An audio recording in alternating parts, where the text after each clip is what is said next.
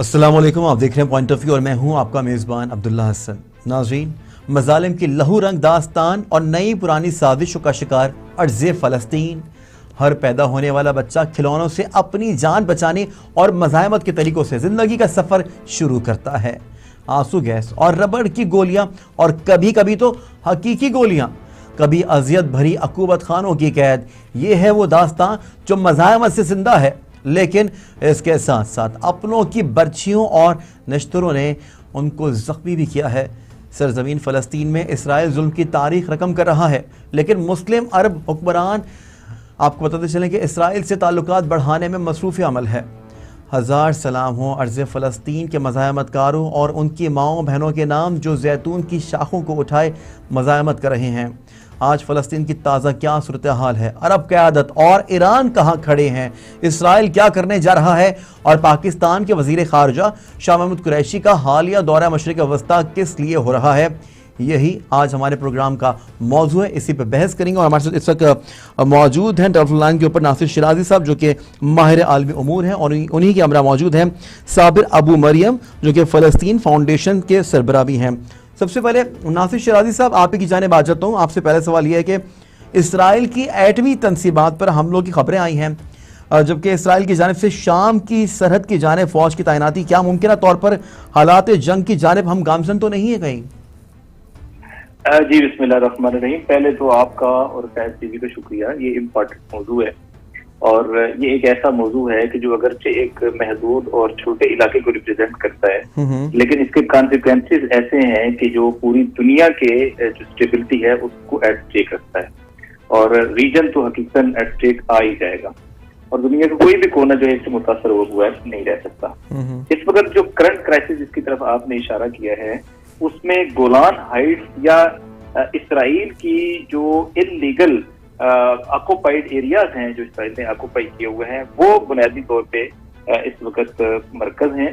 और Golan Heights वो ऐसी जगह है कि जिसे सीरिया से लिया गया था, उसकी स्ट्रेटेजिक इंपॉर्टेंस बहुत ज्यादा है और उसकी लोकेशन ऐसी है कि जो गोलान को कंट्रोल करता है वो दमिश्क को कंट्रोल करता है, और जो गोलान को कंट्रोल करता है वो इसराइल को एक बहुत बड़ी डिफेंस शील्ड प्रोवाइड करता है। और अभी जो ताजा इंसिडेंट हुए हैं उसमें जो रेजिस्टेंस का ब्लॉक है उसने तमाम साइड से अपनी तरफ से रेजिस्टेंस का एक नया इजहार किया है। बिलखुसूस शायद माह रमजान में जो यौमुल कुद्स भी आ रहा है और आखिरी जुम्मा मस्जिद अक्सा में अदा किया जाएगा, तो उसके तनाजर में उन्होंने एक लिहाज से शो ऑफ पावर भी किया है।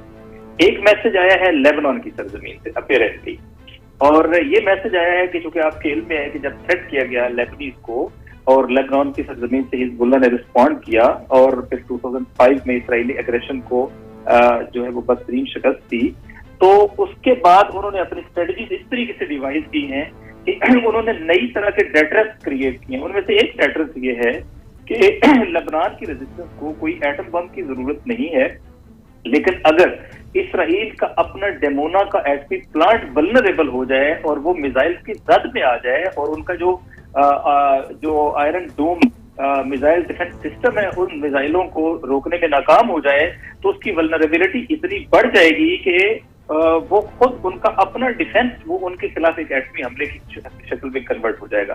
तो जो ताजा मिसाइल के अटैक्स हुए हैं इसने उनके आयरन डोम को भी दिखाया है कि वो भी कैपेबल नहीं है इनको प्रिवेंट करने का, और डेमोना का इलाका जो है ना वो हिट हुआ है, जो बेसिकली एक मैसेज है कि अगर डेमोना के ऊपर अटैक हो जाता है तो डेमोना का एटमी प्लांट और उसकी जो ताबकारी है वो इसराइल के अंदर एक बड़ी तबाही ला सकती है।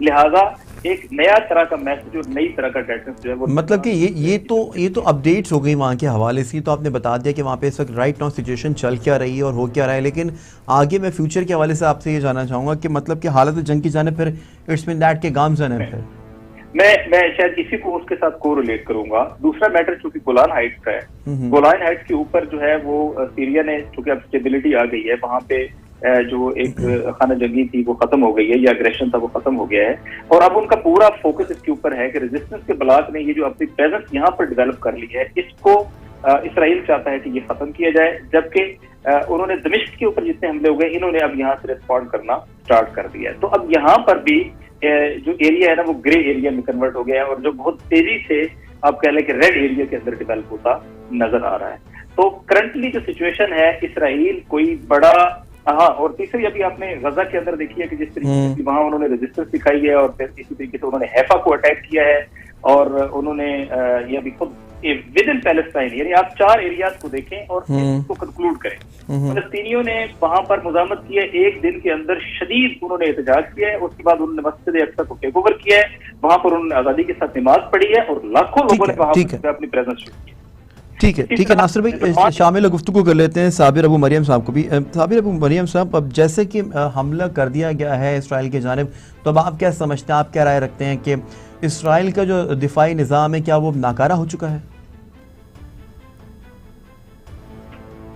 बिस्मिल्लाहिर्रहमानिर्रहीम।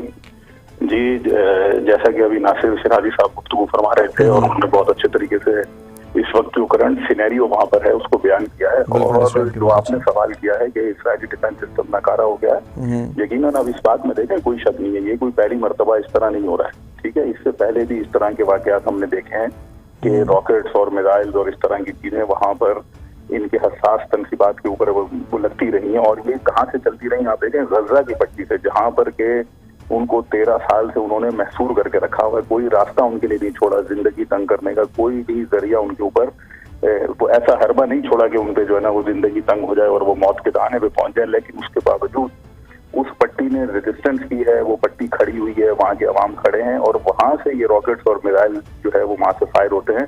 और अभी जो लेटेस्ट जो इस वक्त जो इतलात आई हैं उसके अंदर बैलिस्टिक मिसाइल फायर हुए हैं, जो कि शाम से और जोलान की पहाड़ियों से जो वहां से आए हैं। तो ये एक समझ लें कि रेजिस्टेंस के ब्लॉक की यकीनन ये बहुत बड़ी कामयाबी है। और इसराइल देखें, जो ये बातें हैं कि इसराइल की जो डिफेंस सिस्टम है या जो इसराइल की टेक्नोलॉजी है, मैं समझता हूँ कि ये बहुत पहले उस वक्त से फेल हो चुकी है जब से इसराइल मुसलसल शिकस्त खाता हुआ आ रहा है। एक जमाना था कि इसराइल जंगे करके मुल्कों के ऊपर कब्जे करता था, उनकी जमीनों को हथिया लेता था, उन पर जुल्म करता था, लेकिन उसको ब्रेक लगी है 2000 के अंदर, सन 2000 के अंदर, जब इसराइल लुबनान से भागा है छोड़कर, और उसके बाद फिर 2006 की जंग में शिकस्त पजीर हुआ है, और फिर 2008 में गजा की पट्टी में जलील और रुसवा हुआ, और फिर अब दाइश को बनाकर 7 साल तक वो इस पूरे इलाके के ऊपर अपने जो है वो ख्वाबों की तामील नहीं कर सका है। तो ये सब उसकी नाकामियों के अंदर शुमार है। तो एयर डिफेंस सिस्टम जो है उसका, वो भी इसी जुमरे में आता है कि जहां उसकी बड़ी ये सारी नाकामियां हैं, वहां उसकी ये सिस्टम और उसकी टेक्नोलॉजी के नाकारा होने की भी दलील है कि जो इस्लामी मुजाहिमत का ब्लॉक है, जिसके अंदर ईरान है, शाम है, लुबनान है, हिजबुल्लाह है, हमास है, इसी तरह यमन उसमें शामिल हो चुका है। तो ये यकीनन इनकी कामयाबियां हैं, और ये कामयाबियों का जमाना शुरू है। यानी ये ऐसा नहीं है कि अब इसराइल जो है वो कोई ताकत रहा है या कोई ताकत जिसको माना जाए, बल्कि इसराइल अपनी बुनियाद से, अपने नजरिए से ही सुकड़ता चला जा रहा है कि इसराइल आगे नहीं बढ़ पा रहा है, इसराइल सुकड़ रहा है, इसराइल खत्म हो रहा है। तो इसका मतलब अगर इसराइल आगे नहीं बढ़ पा रहा तो यकीनन वो अपनी नाबूदी की तरफ है। और उससे बढ़कर एक बात मैं और आपसे कह दूं, जो इसराइल की बड़े जो फेलियर है इन हमलों से पहले और इन ये वाले हमलों के बाद तो जो सिचुएशन आई है, तो मेरी एक आखिरी बात जी। उसमें गुज़िश्ता 2 हफ्ते में कई 100 सहूनी आबादकार जो मुख्तलिफ मुल्कों से आकर कई अरसे से सरजमीन फ़लस्तीन पर काबिज इस जमीन पर वो बसे हुए थे, वो हिजरत कर चुके हैं और मजीद कर रहे हैं। ये एक बहुत बड़ी जो है वो एक वहाँ पे डेवलपमेंट है जो अब होने जा रही है कि अब इसराइल को मिसाइलों की भी जरूरत नहीं पड़ेगी मारने की, बल्कि ये खुद यहाँ से भागेंगे ये जो लोग हैं। मतलब कि ये नासिर शिराजी साहब, इट्स मीन दैट कि फिर डील ऑफ द सेंचुरी का मुआहदा तो फिर फेल हो गया। डील ऑफ द सेंचुरी जो है वो दफन हो चुकी है, और वो अपने इब्तदा से ही बदतरीन नाकामी से दो चार हो गई है। और डील ऑफ द सेंचुरी ने इसराइल को एक्सटेंशन देनी थी, उसने इसराइल को और लिबर्टाइज कर दिया है, और महदूद कर दिया है, और वल्नरेबल कर दिया है, उसके डिफेंस को और ज्यादा एट स्टेक लेके आ गया है। और जो आपका पहला क्वेश्चन था, मैं अगर उसका एक वन लाइनर आंसर, लेकिन अगर फ्यूचर की बात करें तो आपको लगता है कि इसराइल के इत्तेहादी, अगर अमेरिका की अगर बात कर ली जाए तो वो खामोश बैठेंगे, वो तन्हा तो नहीं छोड़ेंगे इसराइल को? इससे कबल कब छोड़ा उन्होंने तन्हा? मसला ये है कि टेबल के ऊपर ऑप्शन कितने हैं। आप इसराइल को एयरलिफ्ट कर लोगे, वहां से उठा के लेके चले जाएंगे। अभी जो मौजूदा मिसाइल अटैक हुए हैं उसके मुकाबले में इसराइल क्या कर सका है, या इसराइल के इत्तेहादी क्या कर सके? ये एक रीजन है, इस रीजन के अंदर रेजिस्टेंस के ब्लॉक ने एनसर्कल कर लिया इसराइल। इसराइल के पास न जाए रस्ता न पाए वादा। अमेरिका यहाँ किस तरीके से आके उनको प्रिवेंट करेगा, और दुनिया में किसको प्रिवेंट कर सका है? अमेरिका तो यमन के अंदर प्रिवेंट नहीं कर सका है अपने लोगों को, अमेरिका तो इराक के अंदर जो है वो प्रिवेंट नहीं कर सकता अपने लोगों को, उसे अब वहां से निकलना पड़ रहा है, वो तो खुद अपना डिफेंस करने के कैपेबल नहीं है। अमेरिका तो अफगानिस्तान में अपने आप को मेंटेन नहीं कर पा रहा, यहाँ आके इसराइल का भी डिफेंस। चलिए आपकी बात से यहाँ पे मैं अग्री कर लेता हूँ, लेकिन अगर अमेरिका अगर साथ नहीं देता तो यहाँ पे दीगर अरब कंट्रीज जो हैं वो तो तब भी इसराइल का साथ नहीं छोड़ेंगे, उनके अपने मफादात तो आप ये कहना चाह रहे हैं, आप उन अरब कंट्रीज की बात करना चाह रहे हैं कि जिन्होंने अपनी फॉरेन पॉलिसी को नथी किया अमेरिका के साथ।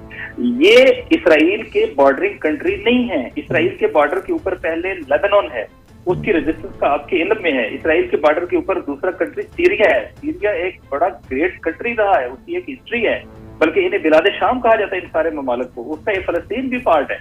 तो ये जो सीरिया है, सीरिया के अंदर इस वक्त जो रिस्पॉन्ड करने की सलाहियत डेवलप हुई है, तो वो बहुत एग्रेशन में है इस वक्त, और वो अपना गोलान हाइट्स वापस लेना चाहते हैं। तीसरा, खुद पैलेस्टीनियन की अपनी रेजिस्टेंस है, खा वो गजा की पट्टी से हो या मसलन वो दीगर इलाकों से हो, दोनों जगह पे इस वक्त रेजिस्टेंस जो है वो बहुत भरपूर तरीके से उन्होंने अपना एग्रेशन शो किया है। और चौथे नंबर पे खुद फलस्तीन के अंदर जो लाखों अरब हैं, उन्होंने पॉलिटिकली भी और उसके बाद अभी अपने हकूक के हवाले से भी जिस तरीके से उन्होंने मैदान में आके इजहार किया है, तो इनके पास तो कोई और ऑप्शन बचा ही नहीं है। और इसराइल किसी भी एक लार्जर या बड़ी वार का मुतहम्मल नहीं है, और कोई भी ऐसी शुरुआत जो है वो दरअसल इसराइल के एंड की शुरुआत होगी।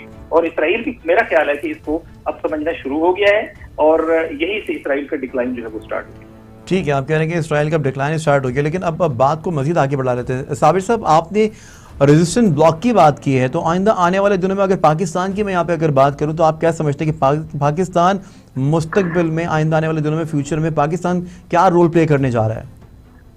देखें जी, पाकिस्तान का रोल बहुत अहम है। पाकिस्तान खित्ते में जिस जगह पर वाक़ है, इसकी बहुत ही जुग्राफियाई अहमियत बहुत ज्यादा है। ठीक है ना, एक तरफ चीन है, दूसरी तरफ आप देखें अफगानिस्तान है, फिर उसके साथ रूस है, इधर ईरान है, ठीक है, तो ये, और एक तरफ हमारे फिर इंडिया भी है, ठीक है ना। तो ये एक ऐसी जगह पर हम खुद हैं कि हमारी अहमियत शायद हमें खुद भी नहीं पता कि हम कितनी अहमियत के हामिल हैं।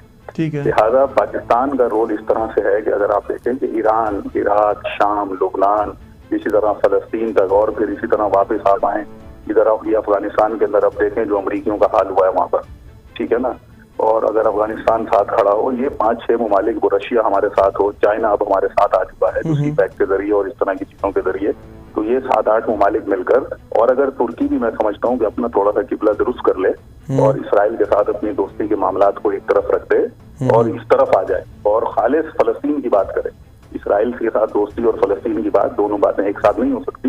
तो अगर तुर्की भी इस ब्लॉक में आए, तो मैं समझता हूँ कि पाकिस्तान एक बहुत ही बुनियादी और कलीदी रोल जो है वो इसमें कर सकता है। और ये जो रेजिस्टेंस का ब्लॉक है, मैं समझूंगा कि पाकिस्तान उसकी चाबी बन जाएगा। और कोई फिर मेरे अंदाजे के मुताबिक या मेरे तजर्बे के मुताबिक कोई भी दुनिया की जो ये बड़ी पावर जो अपने आप को कहती हैं, जो कि अब नहीं रही हैं, ये इस तरह से ना पाकिस्तान को दबा सकती हैं, ना ही किसी और मुल्क के ऊपर अपनी पाबंदियों की ठोस। साबिर साहब, हमारे वजीर खारजा शाह महमूद कुरैशी साहब ने रिसेंटली भी 3 मुल्की दौरा किया है, जिसमें यूएई, ईरान, टर्की भी शामिल है। तो आप क्या समझते हैं कि किस लिए हुआ होगा ये दौरा?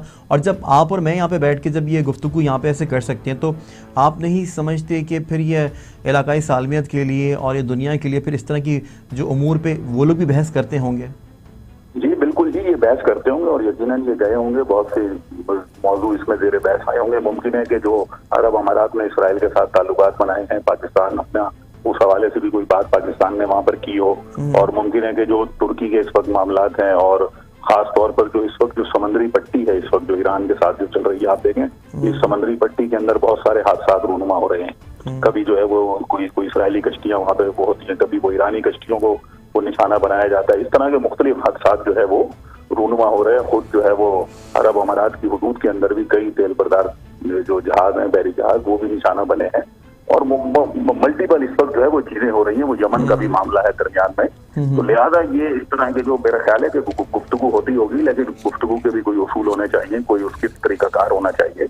ये नहीं हो सकता कि अरब अमारात जो है वो इसराइल को एक्सेस दे दे यहाँ पर, और पाकिस्तान की सिक्योरिटी को वो दाव पे लगाए, और पाकिस्तान जो है वो उसके साथ सिर्फ यही कहता रहे कि हम अच्छे माहौल में गुफ्तगू करें।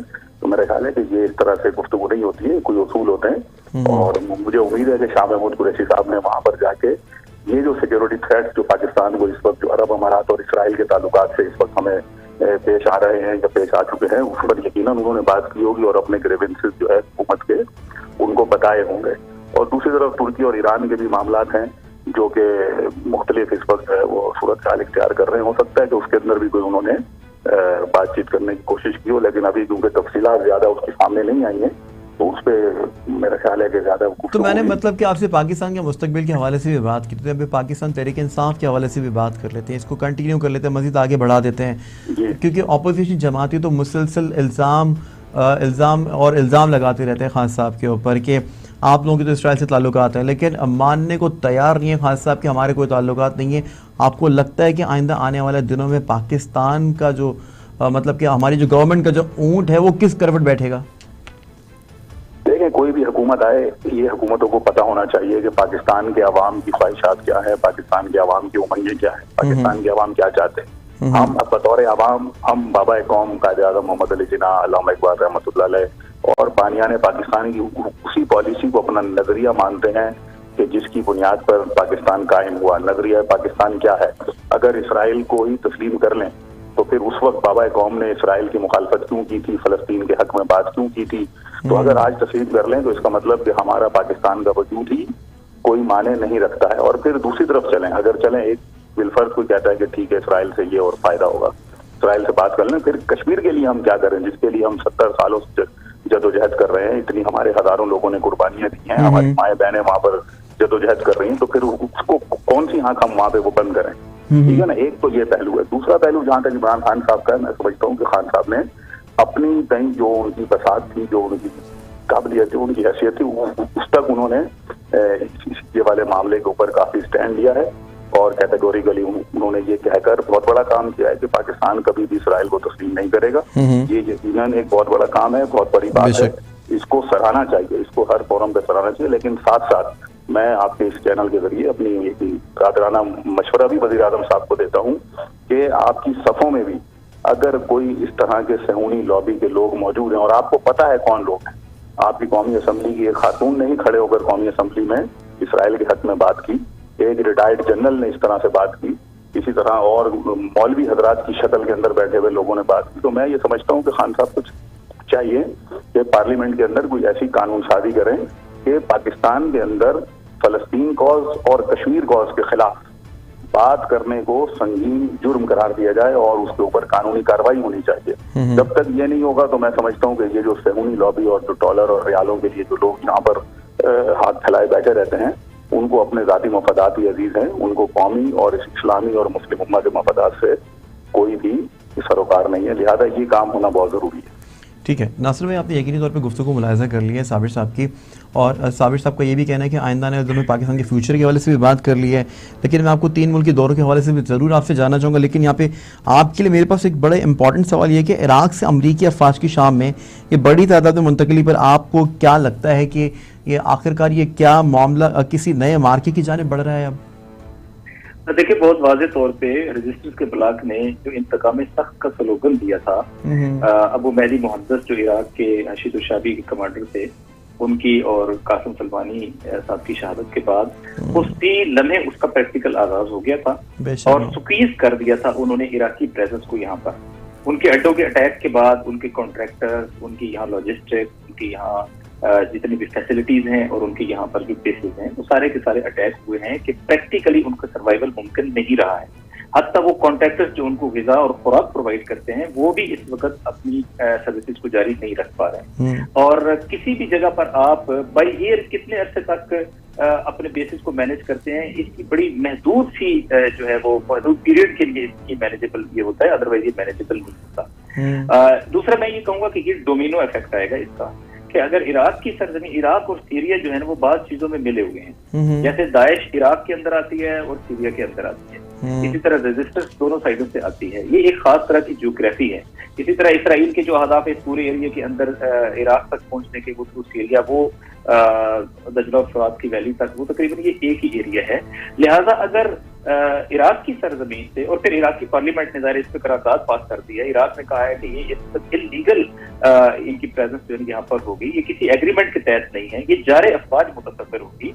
तो उसके बाद अवामी सतह पे, पॉलिटिकल सतह पे, हुकूमत और फौज की सतह पे, उनके जो रेजिस्टेंस के इदारे जैसे कि हशीद शाबी है जो उस वक्त इनका हुकूमत का बाकायदा इदारा है, पैरामिलिट्री फोर्सेस में काउंट होता है, उनकी तरफ से ये क्लियर स्टैंड है कि हमें ये हक है कि अपने वतन की सरजमीन पर जारी कुव्वतों को जो गैर कानूनी तौर पर यहाँ मुकीम है उनको निकालना हमारा लीगल फर्ज है। तो मेरा ख्याल है कि वहां पर जो है ना वो हिट एंड ब्लीड की पॉलिसी हुई है, उसके नतीजे में अमेरिकन सर्वाइवल जो है वो एट स्टेक आ गया है और वो फेस सेविंग के लिए ये चाहेंगे कि इराक से निकलें और सीरिया के अंदर एक महदूद सा एक ट्रायंगल टाइप एरिया है कि जो इराक सीरिया बॉर्डर के साथ वहां पर मिला हुआ है और वहां उनका एक बड़ा बेस है। उनका ख्याल है कि वो वहां पर मुंतकिल हो जाएंगे। तो फेस सेविंग ये होगी कि उन्होंने एरिया नहीं छोड़ा है, लेकिन प्रैक्टिकली वो पहले इराक छोड़ेंगे। और सीरिया की सिचुएशन तो उससे ज्यादा खराब है, क्योंकि सीरिया के अंदर at request of Syrian regime forces या सीरियन हुकूमत गवर्नमेंट जो है वो ईरान और रशिया के जो मिलिट्री एडवाइजर है वो मौजूद है, रशिया का मिलिट्री ऑपरेटर्स वहां पर मौजूद है। तो सीरिया का नासिर भाई, यहाँ पे सीरिया का फ्यूचर क्या देख रहे हैं फिर हम राइट नाउ? देखिए, सीरिया स्टेबिलिटी की तरफ आ रहा है।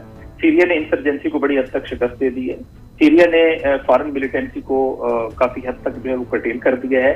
सीरिया अब अपने आप को संभालना शुरू हो गया है। सीरिया का जो कैपिटल और बड़े शहर जो है वो बड़े दोबारा उनकी जिंदगी जो है वो बहाल हो गई है और सीरिया की जो फोर्सेज हैं अब वो सारी तवज्जो उस हालत जंग की कैफियत के बाद वो अपने बिल्डअप के ऊपर दे रही हैं और मेरा ख्याल है कि वो इसराइल के मुकाबले में अपने दिफा को बहुत ज्यादा स्ट्रेंथन कर चुके हैं।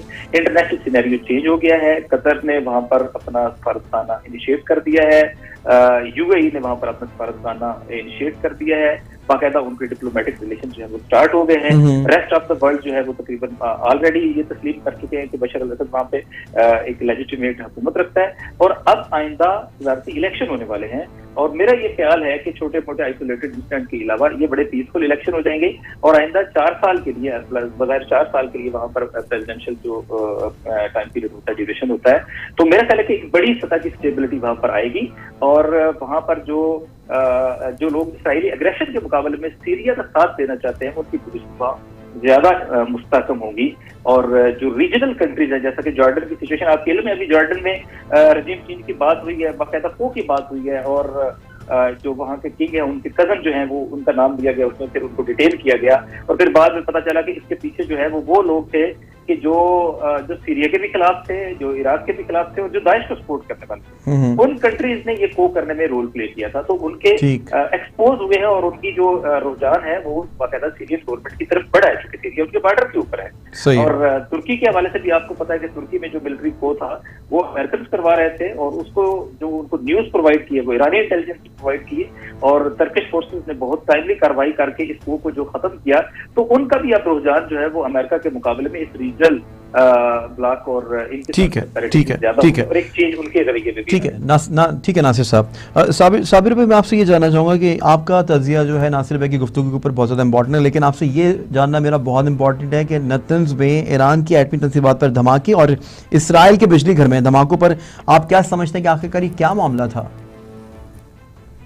अब उसके हकायक तो अब सामने आ ही चुके हैं। ये बात वाज़ेह हो चुकी है कि इसराइल ने वहां पर एक साइबर अटैक किया था वो नेतन्स पर और किसी हद तक वो थोड़ा बहुत वहां पर नुकसान पहुंचाने में कामयाब रहे। लेकिन देखिए, ये तो इसराइल एक ऐसा दुश्मन है जो हमेशा कुछ ना कुछ करता रहता है। आप इसकी पूरी तारीख देखें कि जब से वो ग्रेटर इसराइल बनाने के लिए उन्होंने पहले इसराइल बनाया है, अब वो ग्रेटर इसराइल के लिए उन्होंने जंगें लगी, सब कुछ किया, दाइश तक पहुंचे। ये पूरी एक 70-80 साल के अंदर उन्होंने स्टेप बाय स्टेप जो है वो चीजों को किया है और करते ही चले आ रहे हैं।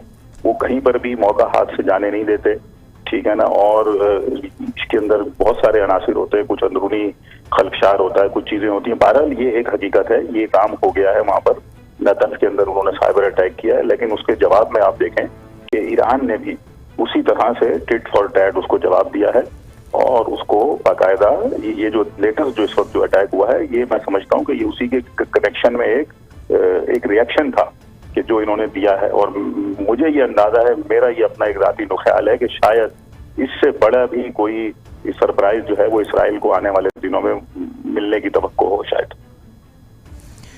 ठीक है नासिर शिराजी साहब, आपका भी बेहद शुक्रिया, माहिर आलमी उमूर। और हमारे साथ मौजूद थे साबिर अबू मरियम, फ़लस्तीन फाउंडेशन सरबराह के ये सरबराह हैं, आपको भी बेहद शुक्रिया। तो नाज़रीन, जैसे कि मैंने अपने इंट्रोडक्शन के हवाले में आपको बताया था कि इस गम की दास्तान के हवाले से आपको आगाह किया था, लेकिन यहाँ पर आपको ये बताऊँ कि गम और दुख की रात मज़ीद तवील नहीं होगी। आने वाले वक्त में साफ दिखाई दे रहा है कि फ़लस्तीन अपने कदमों पर खड़ा होगा। अपने मेज़बान अब्दुल्ला हसन को दीजिए इजाज़त। अल्लाह हाफ़िज़।